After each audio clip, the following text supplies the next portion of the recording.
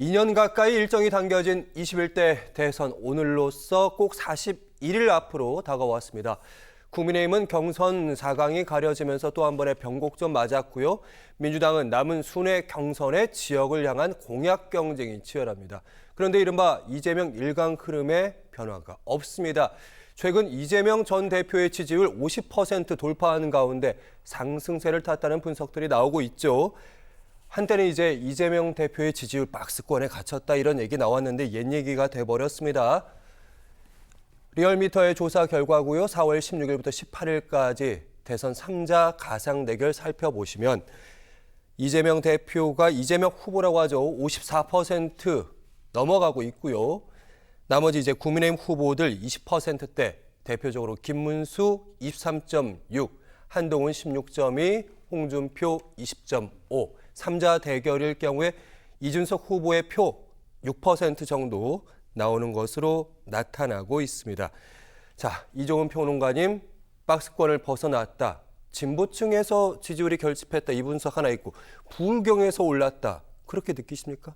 네, 근데 뭐 아직은 뭐 확정지어서 그렇게 얘기할 단계는 아니지 않나 이런 생각이 좀 들고요.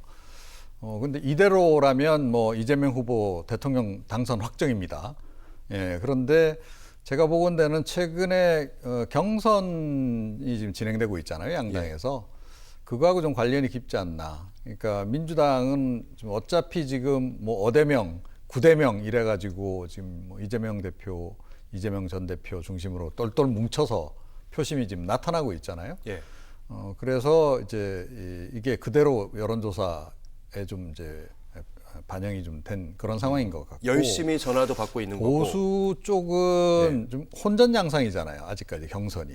그러니까 혼전 양상으로 가면서 아직 마음을 확 누군가로 좀 못 정한 그런 그 보수 지지층이 조금 늘어난 거 아닌가. 그 중도 보수 성향도 마찬가지.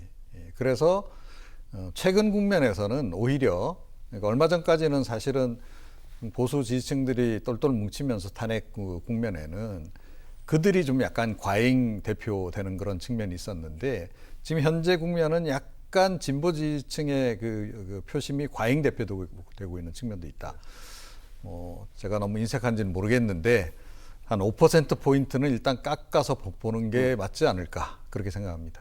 알겠습니다. 최근에 있는 경선의 흥행과 관련도 있고 지지자들이 충분히 결집했기 때문에 일어나는 경우다. 이렇게 해석해야 된다. 보수적으로 봐야 된다. 이런 말씀하셨는데 최진봉 교수님, 2021년에 민주당의 대선 경선에서 이재명 대표 당시 한 50점 몇 %인가 과반 턱걸이를 좀 했던 기억이 납니다. 근데 이번에는 보니까 90%도 나오고 있고 이거 너무 부담스러운 지지율 아니냐, 득표율 아니냐 이런 얘기도 나오고 있습니다. 아니 뭐 부담스럽다고 생각하지는 않고요. 네. 뭐 당연한 결과라고 저는 생각합니다. 이유는 뭐냐면 이재명 지금 전 대표 그리고 후보가 민주당에 들어와서 국회의원을 하고 그다음에 대표를 했잖아요. 예. 그 과정에서 있었던 여러 가지 그 당을 이끄는 리더십이랄까, 또는 윤석열 정권의 잘못된 부분에 대해서 바로잡으려고 하는 시도라든가 이런 부분들이 어느 정도 평가가 이루어졌다고 생각해요. 그러니까 그 전에 대선에 나올 때는 사실은 도지사를 하고 있다 나왔기 때문에 정치적으로 물론 행정적인 부분에서 인정을 받았지만 정치력은 사실은 검증이 되기가 좀 어려운 부분이 있었잖아요.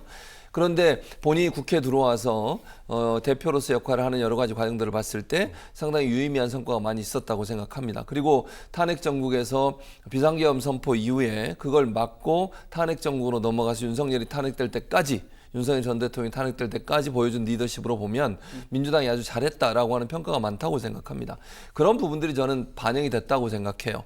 또 하나는 지금 현재 윤석열 전 대통령의 비상계엄 선포로 인해서 탄핵이 이루어졌고, 그러면 탄핵을 당한 정당에 대해서는 최소한 한 번은 이거는 좀 징계를 해야 되겠다라고 하는 국민적 여망이 저는 여기에 들어있다고 생각해요. 예. 그러니까 민주당 후보 중에 가장 유력한 대선 후보인 이재명 후보에게 지지가 가는 것은 결국은 PK든 TK든 윤석열 전 대통령의 행동은 도저히 이건 이해할 수 없고 납득할 수 없고 뭔가 심판을 해야 되는 상황이고, 국민적 심판은 선거로 가능해지는 거잖아요.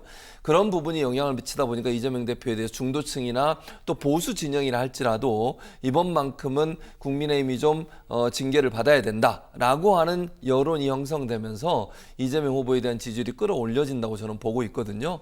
그래서 이건 본인의 능력도 일정 부분 영향을 미치지만 상황과 환경적 영향이 결국 이재명 후보의 지지율을 끌어올리는 요소가 되지 않나 그렇게 분석합니다. 시대가 이재명 후보를 만들었다.